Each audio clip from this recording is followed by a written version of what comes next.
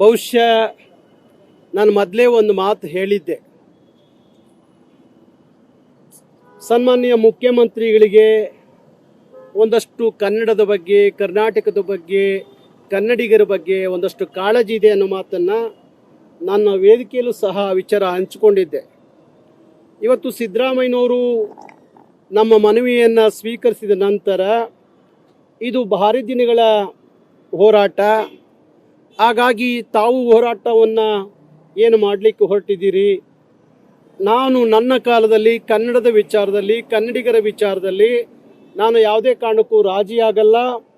ನಾಳೆನೇ ಸಂಬಂಧಪಟ್ಟಂಥ ಎಲ್ಲ ಕಾನೂನು ತಜ್ಞರನ್ನ ಕರೆದು ಯಾವ ರೀತಿಯಲ್ಲಿ ಇದನ್ನು ಇಂಪ್ರೂವ್ಮೆಂಟ್ ಮಾಡಬೇಕು, ಉದ್ಯೋಗದ ಕಾಯ್ದೆಯನ್ನು ಯಾವ ರೀತಿಯಲ್ಲಿ ಮಾಡಬೇಕು ಅನ್ನುವ ತೀರ್ಮಾನಕ್ಕೆ ನಾವು ಬರ್ತೀವಿ. ಅದರಲ್ಲಿ ನೀವು ಯಾವುದೇ ಕಾರಣಕ್ಕೂ ನಮ್ಮ ಸರ್ಕಾರವನ್ನು, ನಮ್ಮನ್ನು ಅನುಮಾನದಿಂದ ನೋಡೋದು ಬೇಡ. ನಾವು ಕನ್ನಡದ ಪರವಾಗಿ, ಕನ್ನಡಿಗರ ಪರವಾಗಿ ನಮ್ಮ ಸರ್ಕಾರ ನಾವು ಇದ್ದೀವಿ. ಅದರಲ್ಲೂ ಸರ್ಕಾರ ಅನ್ನೋದಕ್ಕಿಂತ ನಾನು ಕನ್ನಡದ ಪರವಾಗಿದ್ದೀನಿ, ಕರ್ನಾಟಕದ ಪರವಾಗಿದ್ದೀನಿ, ನಿಮ್ಮ ಜೊತೆಯಲ್ಲಿ ನಾವು ಇದ್ದೀವಿ. ಹಾಗಾಗಿ ನಾನು ನಾಳೆನೇ ಎಲ್ಲ ಕಾನೂನು ತಜ್ಞರನ್ನ ಕರೆಸಿ ಇದ್ರ ಬಗ್ಗೆ ಚರ್ಚೆ ಮಾಡಿ ನಿಮ್ಮನ್ನು ಕರೆಸಿ ನಾನು ಮಾತಾಡ್ತೀನಿ. ಹೇಗೆ ಅದನ್ನು ಮಾಡ್ಬೋದು, ಆ ಕಾಯ್ದೆಯನ್ನು ಹೇಗೆ ಜಾರಿ ತರಲಿಕ್ಕೆ ಸಾಧ್ಯ ಆಗುತ್ತೆ, ಯಾವ ಮಟ್ಟಕ್ಕೆ ತರಕ್ಕೆ ಸಾಧ್ಯ ಆಗುತ್ತೆ, ಆ ಮಟ್ಟದಲ್ಲಿ ಆ ಕಾಯ್ದೆಯನ್ನು ಜಾರಿ ಮಾಡುವಂಥ ಕೆಲಸ ನಾವು ಮಾಡ್ತೀವಿ ಅಂತ ಹೇಳಿ ಭಾರಿ ಖುಷಿಯಿಂದ ಇವತ್ತು ಅವರು ಆ ಮನವಿಯನ್ನು ಸ್ವೀಕರಿಸಿ ಅವ್ರು ಮಾಡಿದಂಥ ಅನೇಕ ಕನ್ನಡದ ಕೆಲಸದ ಬಗ್ಗೆ, ಕಾರ್ಯಕ್ರಮದ ಬಗ್ಗೆ, ಮುಂದೆ ನಾವು ಮಾಡಬೇಕಾದಂಥ ಕನ್ನಡದ ಕಾರ್ಯಕ್ರಮದ ಬಗ್ಗೆ ಅವರು ಚೆನ್ನಾಗಿ ನಮ್ಮ ಜೊತೆಯಲ್ಲಿ ಮಾತಾಡಿದ್ದಾರೆ, ಸ್ಪಂದಿಸಿದ್ದಾರೆ. ಆದಷ್ಟು ಬೇಗ ಗೌಡ್ರೆ ನಿಮ್ಮನ್ನು ಕರೆಸ್ಕೊಂಡು ಒಂದು ವಾರದೊಳಗಡೆ ನಾನು ನಿಮ್ಮ ಜೊತೆಯಲ್ಲಿ ಮಾತಾಡ್ತೀನಿ ಅನ್ನೋ ಮಾತು ಹೇಳಿದ್ದಾರೆ. ಹಾಗಾಗಿ ಬಹುಶಃ ಸನ್ಮಾನ್ಯ ಮುಖ್ಯಮಂತ್ರಿಗಳಿಗೆ ಕನ್ನಡದ ನಾಡುನುಡಿ ಬಗ್ಗೆ ಇರುವ ಕಳಕಳಿ ನಮಗೆ ಚೆನ್ನಾಗಿ ವ್ಯರ್ಥವಾಗಿದೆ. ಹಾಗಾಗಿ ನಮ್ಮ ಹೋರಾಟ ನೋಡ್ತೀವಿ, ನಾವು 1 ತಿಂಗಳ ಕಾಲ ಕಾದು ನೋಡ್ತೀವಿ.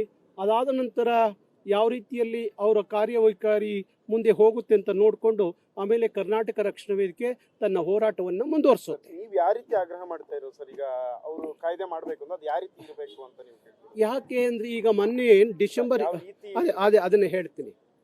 ಇವತ್ತು ಡಾಕ್ಟರ್ ಸರೋಜಿನಿ ಮಹಿಷಿ ವರದಿ ಅದು ಅನುಷ್ಠಾನ ಆಗಬೇಕು ಅಂತೇಳಿ ಸುಮಾರು 40 ವರ್ಷಗಳಿಂದಲೂ ಅದು ಹೇಳಿಕೊಂಡು ಬಂದಾಯಿತು. ಅದರ ವರದಿ ಏನು ಹೇಳುತ್ತೆ, ಡಿ ಮತ್ತು ಸಿ ಯಲ್ಲಿ 100ಕ್ಕೆ 100ರಷ್ಟು ಕನ್ನಡಿಗರಿಗೆ ಉದ್ಯೋಗ ಸಿಗಬೇಕು. ಅದು ಖಾಸಗಿ ವಲಯ ಇರ್ಬೋದು, ರಾಷ್ಟ್ರೀಕೃತವಾದಂಥ ಉದ್ಯಮ ಇರ್ಬೋದು, ರಾಜ್ಯದ ಉದ್ಯಮ ಇರ್ಬೋದು.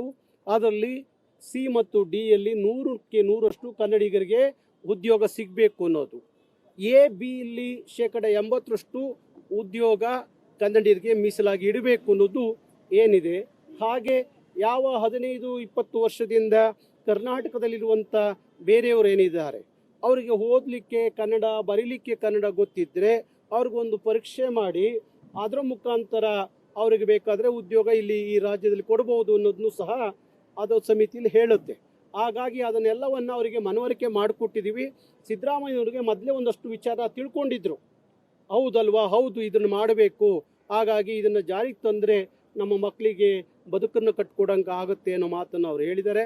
ಹಾಗಾಗಿ ನನಗೆ ಅನಿಸಿದ ಪ್ರಕಾರ ಈ ಕಾಯ್ದೆ ಸದ್ಯದಲ್ಲೇ ಜಾರಿಗೆ ಬರುತ್ತೆ ಅಂತ ಅಂದ್ಕೊಂಡಿದ್ದೀನಿ.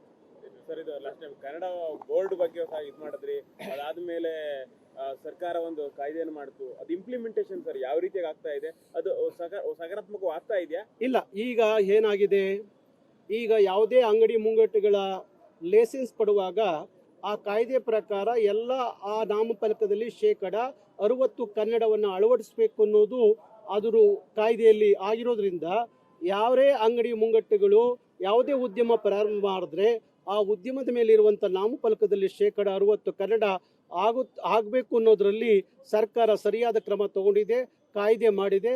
ಹಾಗಾಗಿ ಈಗ ಎಲ್ಲಿ ನೋಡಿದ್ರು, ಬೆಂಗಳೂರಲ್ಲ ಇಡೀ ರಾಜ್ಯದಲ್ಲಿ ಎಲ್ಲಿ ನೋಡಿದ್ರು ನಾಮಫಲಕದ 60% ಕನ್ನಡ ಕಾಣ್ತಾ ಇದೆ. ಈಗ ಕರ್ನಾಟಕದವರೇ ಬೃಹತ್ ಕೈಗಾರಿಕಾ ಸಚಿವರಾಗಿದ್ದಾರೆ ಸೆಂಟ್ರಲ್ ಅಲ್ಲಿ, ಸರೋಜಿನಿ ಮಹಿಷಿ ವರದಿ ಸಂಬಂಧಪಟ್ಟಂತೆ ಏನಾದರೂ ಅಪ್ರೋಚ್ ಮಾಡ್ತೀರಾ? ನಾನು ಮುಂದಿನ ಸೋಮವಾರ ನಾನು ದೆಹಲಿಗೆ ಹೋಗಬೇಕು. ಯಾಕೆಂದರೆ ಮಾನ್ಯ ಕುಮಾರಸ್ವಾಮಿಯವರು ಈಗೇನು ಕೇಂದ್ರದ ಬೃಹತ್ ಕೈಗಾರಿಕೆ ಸಚಿವರೇನು ಆಗಿದ್ದಾರೆ ಅವರಿರ್ಬೋದು, ನಮ್ಮ ಸೋಮಣ್ಣವರು ರೈಲ್ವೆ ರಾಜ್ಯ ಸಚಿವರೇನು ಆಗಿದ್ದಾರೆ ಸೋಮಣ್ಣವ್ರನ್ನ, ಪ್ರಹ್ಲಾದ್ ಜೋಶಿ ಅವ್ರನ್ನ, ಇವ್ರನ್ನೆಲ್ಲ ಭೇಟಿ ಮಾಡಿ ಅವರಿಗೆ ಒಂದು ಮನವಿ ಕೊಟ್ಟು ಅವ್ರಿಗೊಂದು ಅಭಿನಂದನೆಗಳನ್ನ ಹೇಳಿ ಕರ್ನಾಟಕಕ್ಕೆ ಸಂಬಂಧಪಟ್ಟಂಥ ಯಾವ್ಯಾವ ಇಲಾಖೆಯಲ್ಲಿ ಏನೇನು ಆಗಬೇಕಾಗಿದೆ ಅದು ಆಗಬೇಕು ಅನ್ನೋದನ್ನ ಅವ್ರ ಮೇಲೆ ಒತ್ತಡ ಹಾಕಬೇಕು ಅನ್ನೋದು ಒಂದು.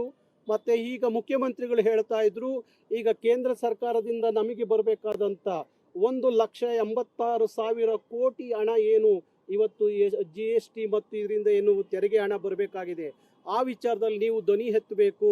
ಯಾಕೆಂದರೆ ಹಣ ನಮಗೆ ಬಂದರೆ ಅನುಕೂಲ ಆಗುತ್ತೆ ಅನ್ನೋ ಮಾತು ಹೇಳಿದ್ರು. ಆ ವಿಚಾರನೂ ಸಹ ಅವರ ಜೊತೆಯಲ್ಲಿ ನಾನು ಮಾತಾಡಿ ಬರಬೇಕು ಅನ್ನೋಂಥ ತೀರ್ಮಾನ ಮಾಡಿದ್ದೀವಿ.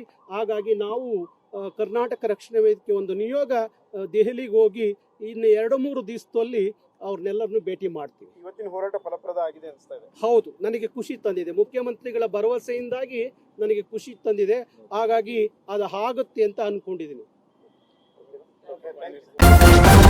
ನ್ಯೂಸ್ ಫಸ್ಟ್ ನಿರ್ಭೀತಿಯಿಂದ ನಿಮ್ಮ ಪರವಾಗಿ.